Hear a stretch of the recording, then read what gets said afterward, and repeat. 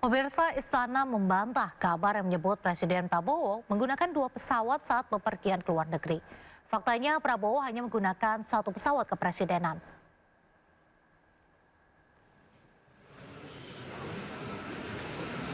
Sekretaris Kabinet Teddy Indrawijaya membantah kabar yang menyebut Presiden Prabowo menggunakan 2 pesawat kepresidenan saat melakukan kunjungan kerja ke luar negeri.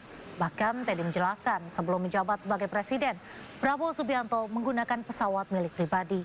Sementara di awal menjabat sebagai presiden, Prabowo menggunakan pesawat Boeing 737 milik TNI Angkatan Udara. Pesawat tersebut untuk mendukung logistik dan personil yang melekat pada presiden seperti protokol, pas pampres, tim kesehatan hingga wartawan. Dan apa yang dilakukan selama ini telah sesuai dengan aturan dan undang-undang yang berlaku.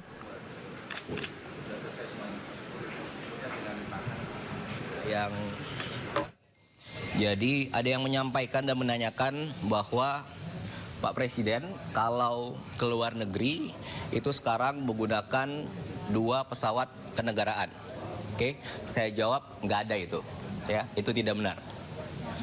Pak Presiden sejak sebelum menjabat sebagai presiden pun selalu menggunakan pesawat perusahaan milik pribadi beliau. Oke?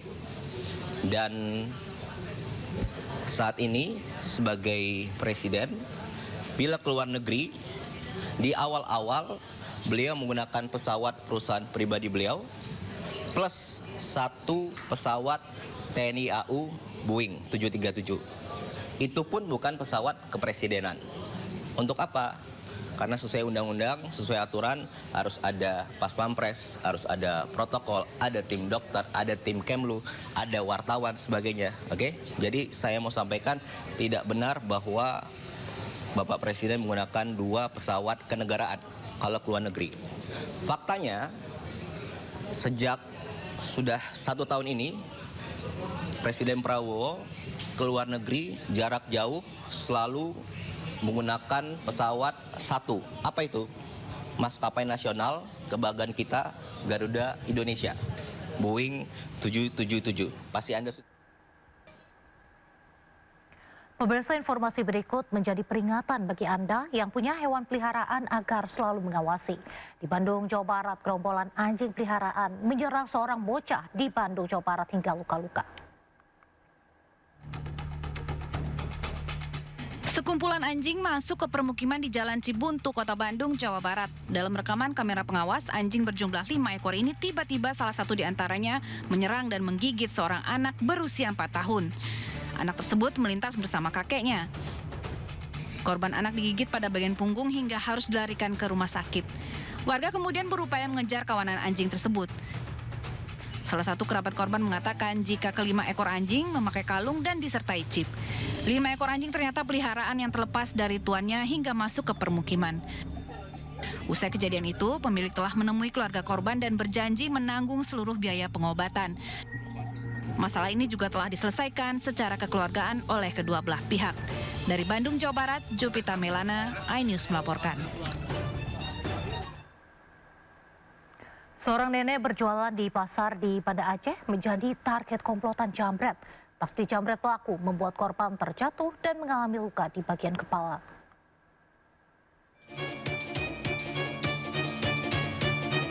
Dalam video rekaman CCTV, nenek etnis Tionghoa penjual jajanan di Banda Aceh dijambret tasnya saat berjalan di lorong kawasan pusat pasar. Akibatnya korban yang berusia 60 tahun terjatuh hingga kepalanya terbentur dan mengalami luka 2 kali jahitan. Tas yang berisi uang untuk barang dagangannya sebanyak 5 juta lebih berhasil dibawa kabur pelaku. Pasca kejadian, korban langsung dibawa oleh keluarganya ke Rumah Sakit Iskandar Muda untuk mendapat penanganan. Setelah itu, korban kembali melanjutkan jualan jajanan di lorong pasar Kartini, Banda Aceh. Personil kita sudah lokasi ada terjadi jambret terhadap warga yang sedang melaksanakan jalan atau olahraga ringan, sehingga terjadi jambret, penarikan. Namun secara detail kita belum identifikasi hal ini. Atas kejadian itu kita akan tindak lanjuti secepatnya dan kita lakukan penyelidikan lebih lanjut. Sementara itu, Polsek Kuta Alam setelah mendapatkan informasi aksi jambret langsung menurunkan personel ke lokasi untuk melakukan penyelidikan. Pemirsa, berhati-hatilah, pencuri modus pecah kaca menyasar mobil terparkir di pinggir jalan. Di Bogor, Jawa Barat, 2 pengendara motor memecah kaca mobil lalu menggasak laptop.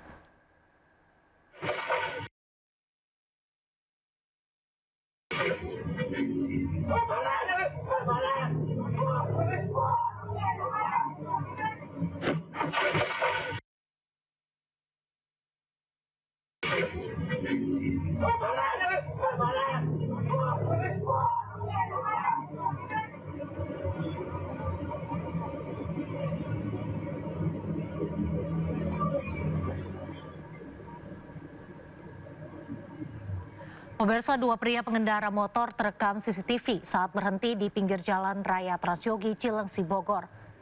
Satu pelaku lalu turun dari motor mendekati mobil yang terparkir di pinggir jalan. Dalam hitungan detik, pelaku memecah kaca mobil dan menggasak tas berisi laptop milik korban. Mengetahui aksi pelaku, sejumlah pedagang berusaha mengejar sambil meneriaki maling. Namun pelaku kabur mengendarai motor.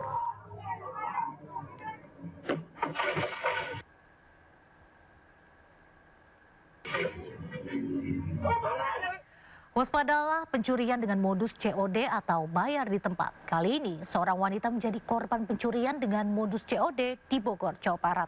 Pelaku mengincar emas 5 gram yang dijual korban dengan janjian bertemu di suatu tempat.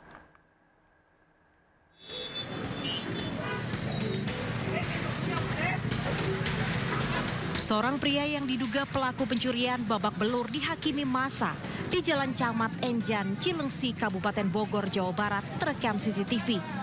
Pria tersebut sebelumnya hendak membeli emas seberat 5 gram milik seorang perempuan dengan modus bayar di tempat atau COD usai janjian melalui media sosial.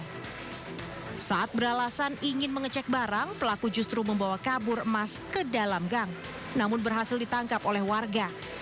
Terduga pelaku berdalih hendak melakukan transfer uang kepada korban. Dia mau transfer gitu, Pak. Untuk emasnya sendiri berapa gram, Bang? 5 gram. Terus si pelaku ditangkapnya di mana?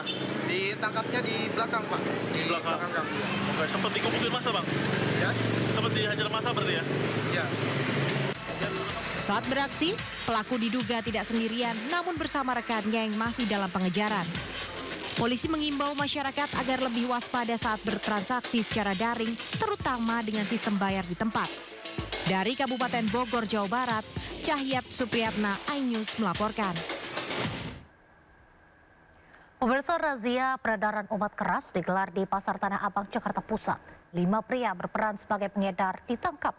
Berikut barang bukti ratusan butir obat keras.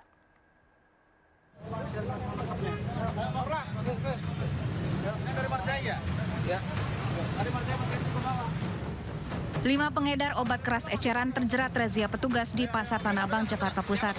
Pelaku dirazia lantaran nekat menjual obat keras yang masuk kategori daftar G secara terang-terangan dan tanpa resep dokter.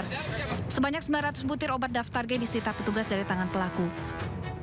Obat-obatan keras sering disalahgunakan untuk menimbulkan efek memabukkan. Selain itu, ratusan butir obat keras yang dijual secara ilegal ini diduga obat palsu. Selanjutnya petugas akan menelusuri produsen hingga pemasok obat-obatan kepada penjual. Sementara kelima pedagang obat keras yang terjaring diminta untuk membuat surat pernyataan dan hanya disangsi tindak pidana ringan. Dari Jakarta, Rani Sanjaya, iNews melaporkan.